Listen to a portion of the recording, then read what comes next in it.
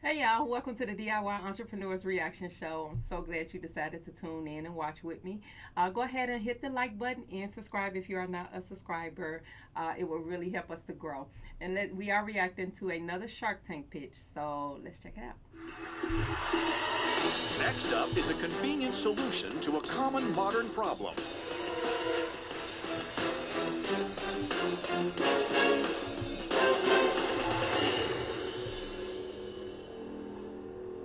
Hey Sharks, we're from Wilmington, Delaware, and I'm Marquis Gideon. I'm Jonathan Hoxton. And I'm Jake Voorhees. And we're here asking for $150,000 in exchange for 20% of our company.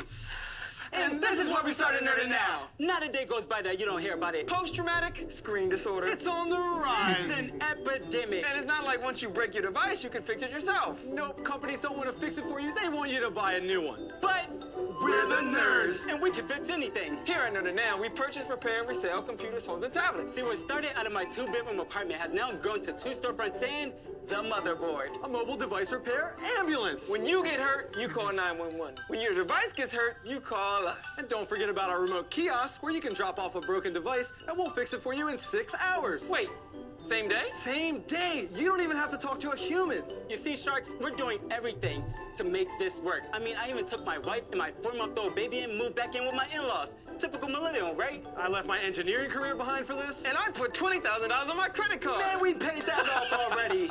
It's been a long 4-year journey to get to today, Sharks, but we're ready for the next chapter with you. So, whether you need to fix a computer or buy a tablet, or your kids simply want to play baseball with your phone, together we can nerd this or nerd that. Love their Nerd pitch. it now. Good pitch. I wish you guys had more energy. That's Nice. Well, tell us the problem that you're solving. It's that it's hard to figure out where to go to. Somebody charges me too much when I need to go to them. What are you doing? So right now, there's a huge amount of problems that's going on. Sometimes people don't trust the people that you're actually going to. Right. And a lot of times the price is just too high. We offer free diagnostics, and we make sure that you know that we know what we're doing. All of the work that we do is covered by our insurance. I have a lot of experience in this area because I have an 18-year-old daughter who constantly breaks her screen. Yeah. And we end up going to the mall, those little kiosks, and spend about $150 to do it. So are you improving upon that service? Yes. So what do you charge? So right now, if you go to a kiosk, generally they charge about $130 for an iPhone 7 repair. We charge $90 for that same repair. That's good. And it comes with a 6-month warranty. And we do all of the repairs in front of you. The ambulance comes to the person? It can. It can. We have a brick and mortar store too. How many of these vending machines do you have? So currently, this is a prototype that we just created. We came up with this idea about 3 months ago, and we're working on the software right now. So right now we have a storefront, we have a mobile store, which is this ambulance, but we can't have the ambulance in multiple locations. So we see maybe 8 repairs in a 2-hour period. So this kiosk plus ambulance model actually allows us to scale that. One ambulance can service as many as 10 kiosks. Isn't there a huge national business that's basically like the Uber for screen repair where they have independent contractors? So there is no national brand. That's actually the opportunity. No one has created a national brand where they actually trust it. They have these mall kiosks. Sure, you have Geek Squad, but they want to be a service provider for everything. They'll do your home appliance. They'll do whatever. So they don't have a niche market that they're actually isolating device repair. That's what we're going to do. Tell me how many people are going to feel okay about putting their laptop or their iPad or whatever, their phone into this refrigerator and just leaving it there. So what we plan on doing is actually starting testing markets with the motherboard. Currently, the motherboard? The motherboard is our ambulance. The motherboard actually tests the market first. We go there and build the trust within the organization that we're partnering with as the host organization. And once people start feeling as if they can trust us, we then place a kiosk there. That's tough, guys. What was your history before this? Myself, at 12 years old, a teacher gave me a computer. And when he gave me that computer, it changed my life. I ended up going to a high school where I became a Microsoft Certified Systems Engineer by 17 years old. Wow. I then went off to college, graduated with my degrees, then went to China for 5 years, where I started working for an import-export company. I opened up a bar while I was running... In China? In China. You speak Chinese? 我会说中文，我的中文太好了。 Oh, 谢谢. I kind of want to rewind, but I won't. Can I just tell you, I'm a Microsoft Certified System Engineer, and I also opened up a bar, so we are there. What are the other two guys' histories? So my history is born and raised in Delaware, Graduated from the University of Delaware. What was your degree? Finance. Yeah, I knew you were the financial guy. I also went to the University of Delaware. I have a civil engineering degree and left the engineering industry behind a few years ago. What do you want to do with the $150,000? So with the $150,000, what we plan on doing is buying 2 more motherboards so that we can test the markets both in Philadelphia and Baltimore. We're going to buy 10 kiosks as well as finish the development of the software. So when you figure out where you put the motherboards, right?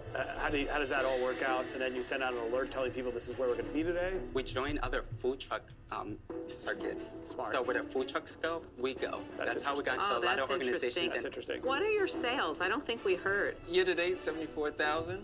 Sale forecasted this year to make about 250,000. What'd you do last year? Last year was 157. I just want to try to help you out because I don't feel like you've done a good enough job explaining the potential of a motherboard. How much revenue can one do? Generally, for the ambulance right now, when we do a 5-day period, it's about $30,000 a month. That's good if you can do it. Hey guys, look, this is a great business for you guys, right? I've been there, but it's still driven by proximity. You got to go where the people are at, and it's driven by your time. You have to have somebody physically doing that work. So it's hard to scale. I've been there. And so while it's a great business for you guys, because you can just grind it and go and grow it and make more and more money that goes into your pocket, it's not really investable. So for those reasons, I'm out.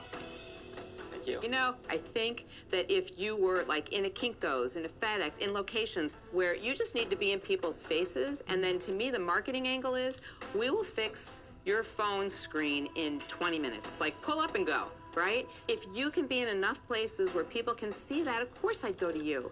It's easy. Love your story, think it's amazing, you're brilliant, so you'll go far, but you're at an early stage, and I don't think I'm the right partner. I'm out. So just piggybacking on what Lori said, they said they needed the investment to do 10 kiosks. They still need to develop the software for the kiosk, and then 2 of the trucks. And so if they get the investment, you would think the 10 kiosks will help them to do that. However, they did share that their strategy is to find the places for the kiosk after they have established some type of rapport with the people in a location where they have what they're referring to as motherboards, the trucks.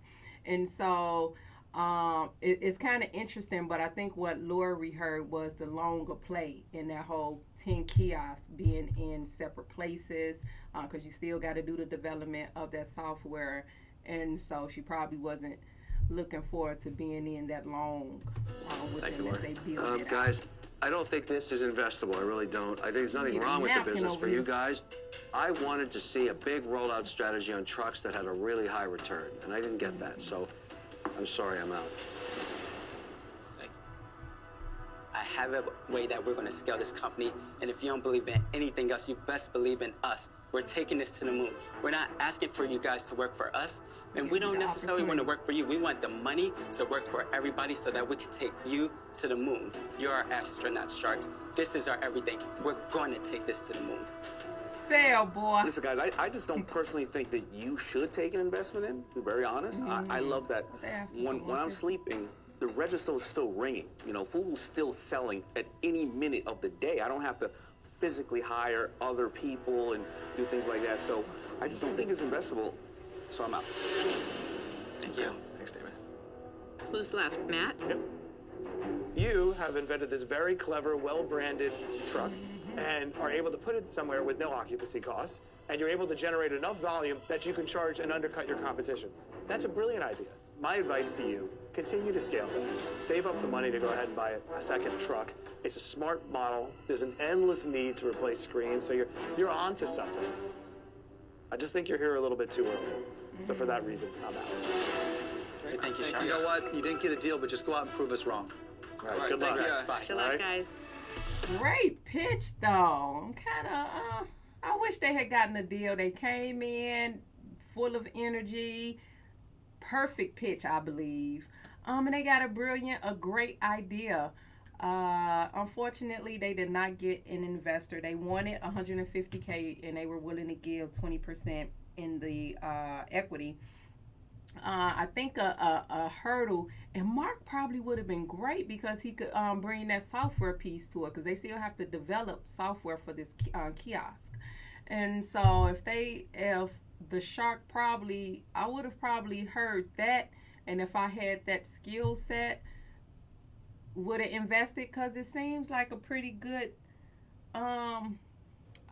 service to have. But unfortunately, they did not get a deal. But thank you guys for watching, and make sure you like and hit that subscribe button. Check us out for the next pitch.